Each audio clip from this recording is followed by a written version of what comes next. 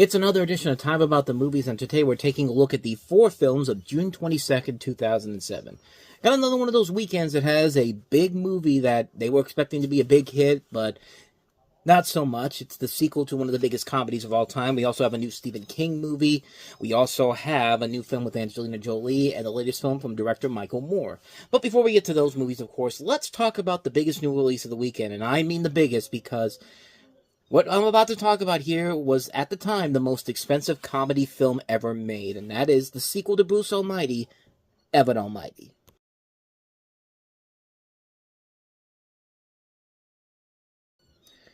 Because when I think of the sequel to Bruce Almighty, you know who the first person I want to be the star of it is? The guy who was the asshole in the first movie. Yeah, that's part of the problems with this movie, and that's just part of the many problems with this movie.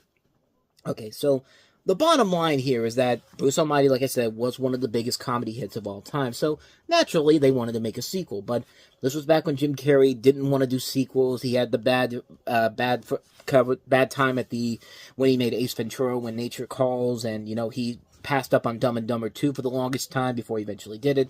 And then he passed on The Mask 2, and now he's more restrained to doing more sequels, because he did Dumb and Dumber 2, and he's done the Sonic the Hedgehog movies. So instead of that, let's get Steve Carell, who was a rising star at the time. The Office was a big hit on television, just won the Emmy for Outstanding Comedy Series, and Steve Carell's name was getting more and more recognized, and he was being seen as a big top comedy star.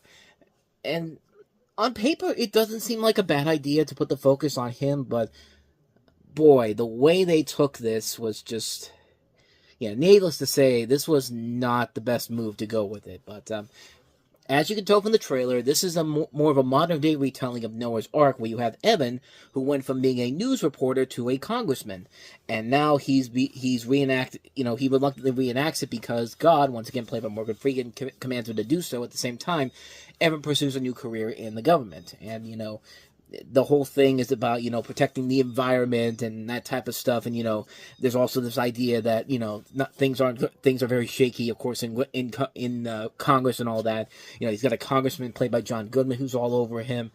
A lot of stars in this movie, too. Not just Steve Carell, Morgan Freeman, and John Goodman, but Lauren Graham's in the movie, Jonah Hill, Wanda Sykes, Ed Helms, Jon Stewart has a cameo in here, too.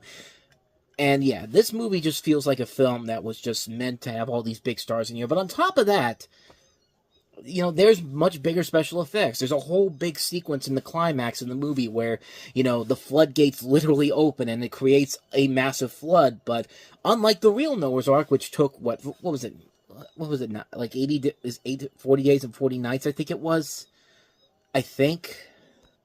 Yeah, 40 days and 40 nights. But here, it only takes about a couple minutes, which, don't get me wrong, that sequence is pretty cool to see, but they built this whole thing up throughout the entire movie like this is the end of the world. Like, this is supposed to be the end of everything as we know it. And, in the old story of Noah's Ark, 40 days and 40 nights, but in this movie, it really takes 5 minutes.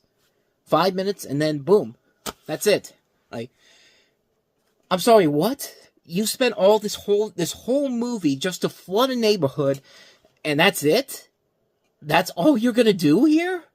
Like, none of this makes any sense whatsoever. Like, I mean, like, that's a lot of the problems with the movie, and plus they had to deal with all the animals, and this comedy, the budget blossomed to $175 million when this was all said and done, and this film couldn't even finish that. Couldn't even make that back at the box office. I mean, that should tell you everything you need to know. But on top of that, there was a lot of people who were offended by this movie. In fact, the Muslims actually was saying it's offensive to Islam, and they actually had the film banned from theaters for the longest time until it was eventually released in Malaysia a couple months later. But then church groups got involved in it too, and it's just like, would you expect any of this from Bruce Almighty?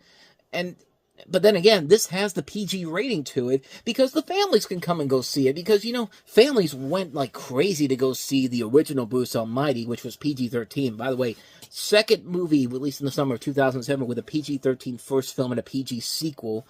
I forgot to mention Fantastic Four: Rise of the Silver Surfer was that. But, yeah, the bottom line here is that this is the prime example of a movie that just, they focused more on the special effects. They really had no idea what they were supposed to do. They focused on the fact they had the big cast. They didn't worry about a script in general, but they knew that they got these stars in here. Clearly, they were going to make their money back, and yeah, no. No, they did not. They did not do any of that whatsoever. And yeah, the film suffers big time because, yeah, it's an abomination. It's a film that is just not fun.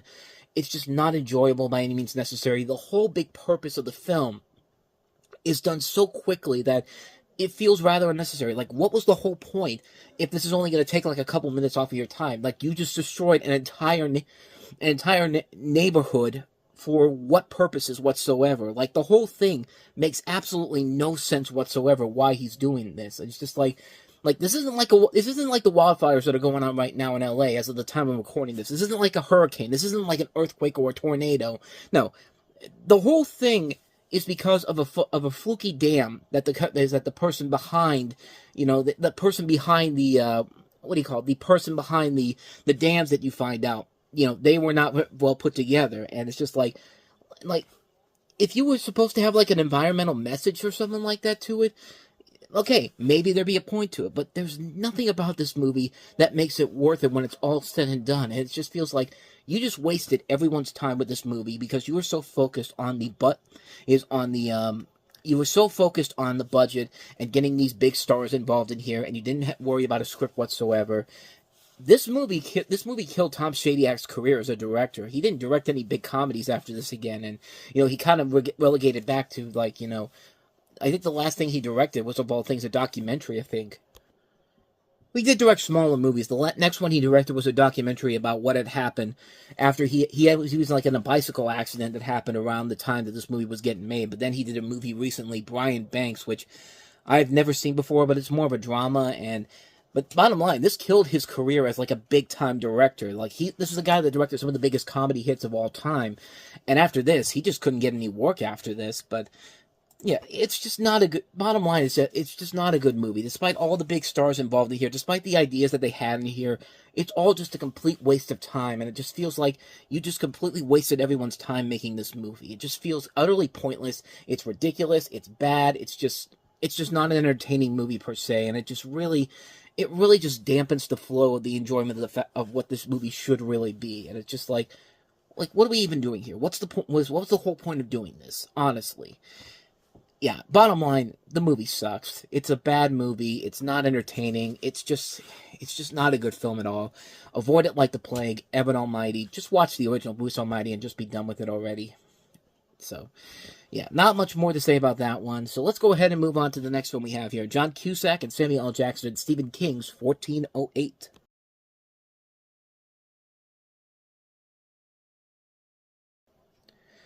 Based off of Stephen King's more recent story that actually was turned into a movie. This was directed by Michael Hafstrom and is about John Cusack, who plays an author who investigates allegedly haunted locales, and he receives an ominous warning not to enter the titular room of 1408 in a fictional New York City hotel, the Dolphin. Although skeptical of the paranormal, he is soon trapped in the room where he experiences bizarre and frightful events. And this is overall a really good movie. This is a movie that actually did kind of work. It is really one of the better Stephen King adaptations you'll ever see. I mean, the movie does a good job of being very terrifying at times. The suspenseful fear factor is there. The psychological situations of John Cusack's character are very good in here. You really do feel like that this guy is losing his mind completely, and it just is just so well put together. It is such a very intense film. Samuel L. Jackson is very intense in this movie. He's very threatening in here. You've got Tony Shalhoub and Mary McCormick in here as well. Everybody plays their part here very well. The scares are legitimately good. There's a couple of jump scares where it got me. It's just okay, you did the one thing that you should do, make legitimately good jump scares, and this works so well to a T. It's really one of Stephen King's best adaptations of his books ever. It's a really good film. It's a really engaging film. The acting is great. The suspense is there. The tension is there. I can't recommend this one enough. It's a really good movie. 1408. Highly recommended. Definitely check it out. So, 1408, let's go ahead and move on to the next film we have here, and that's Angelina Jolie starring in A Mighty Heart.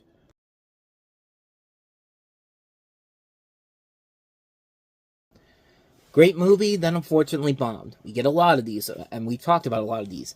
This is based off the story of Marion Pearl, and in the story you have Angelina Jolie playing Marion Pearl in this, where her husband is kidnapped by Karachi by supporters of Omar Sikh. The movie also covers efforts by Pakistan Special Forces, Department of Justice, and U.S. Department of State Diplomatic Secret Services to track the kidnappers and bring them to justice. And she claims responsibility for kidnapping and beheading Pearl in 2002. He was captured and convicted, but is appealing the ruling, as of the film says in here. At least that's what it's saying on here. I'm guessing this is from when 2007 happened. I don't know if they actually did it or not, but this is a really good movie, directed by Michael Winterbottom, who has made a couple of good movies overall. One of the ones that I always remember is, which one? Okay, maybe he didn't do Wonderland. I'm thinking he did Wonderland, the 2003 Val Kilmer movie, but have I talked about a movie here that I didn't? Have I talked about a movie of his that I've liked before? I don't think I did. Okay, I'm thinking of something else then. But bottom line, with all that said, this is a really good movie. And Angelina Jolie, I think, really does shine in the movie. Dan Futterman plays her husband in this, who gets killed. When you see him on screen, he's actually pretty good. Archie Panjabi from The Good Wife, one of her first big breakout roles. I thought she was pretty good in here. Will Patton is also in here too. Irfa Khan. A lot of good things about the movie overall. There's a lot of good performances all across the board here. It's definitely a very underrated Angelina Jolie film. One that didn't get the proper respect. Like I said, it was a box office failure when it came out, but it isn't a bad movie by any means necessary. It's a really good movie that's not afraid to take the dark limits that it needs to do to tell the story the right way, and it doesn't feel like it's being made by somebody who just wants to make a safe and marketable movie. They tell you the cold hard truth, and they don't sugarcoat it whatsoever, and I thought it worked very well for what they were trying to accomplish here. It's a good movie, one I highly recommend checking out, A Mighty Heart. So with that said, let's move on to the last one we have here, and that's Michael Moore's latest film, Sicko.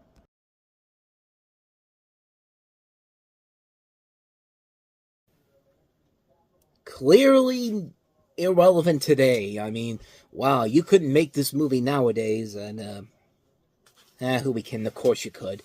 This is the latest documentary, of course, from Michael Moore, investigating healthcare in the United States. Focusing on the country's health insurance and the pharmaceutical industry, Moore compares the for-profit non-universal U.S. system with the non-profit universal healthcare systems of Canada, the United Kingdom, France, and Cuba.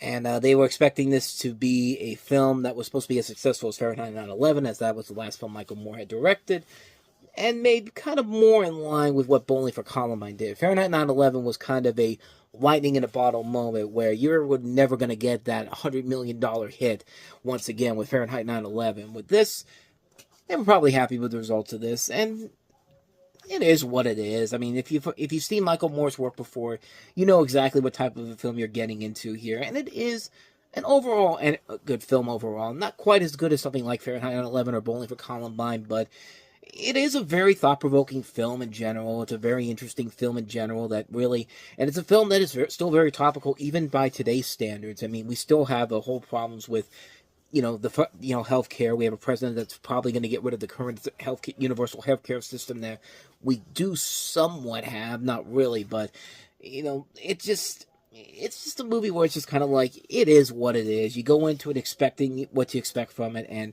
yeah. Overall, it's fine for what it is. It's a good movie. Not a great film overall, but it's a good film overall. Like, if you like Michael Moore stuff, you're gonna find a lot to admire about this. I thought this was okay. Definitely not one of his stronger films overall. So that's Sicko. And so, with all of that said, we wrap up another edition of Time About the Movies, and we will wrap it up with 3 big movies, including 2 big movies and 1 smaller film. The latest film from Disney and Pixar, Brad Bird's follow-up to The Incredibles, Ratatouille. The long overdue 4th installment of the Die Hard series. Even though this is the first PG-13 movie in the series, Bruce Willis is back in Live Free or Die Hard, and we have the ensemble evening. So we'll take a look at those 3 movies on the next episode. That'll be coming up tomorrow. But with all that said, thank you so much for watching, and if you want to see more videos like this, please hit the playlist on the next page, check out the previous episode, and also don't forget to hit the like, subscribe, notification button, as well as the bell. And you get updates on when new videos come out, and we do post every day. With all that said, I am off. I will see you guys next time, and until then, as always, take care.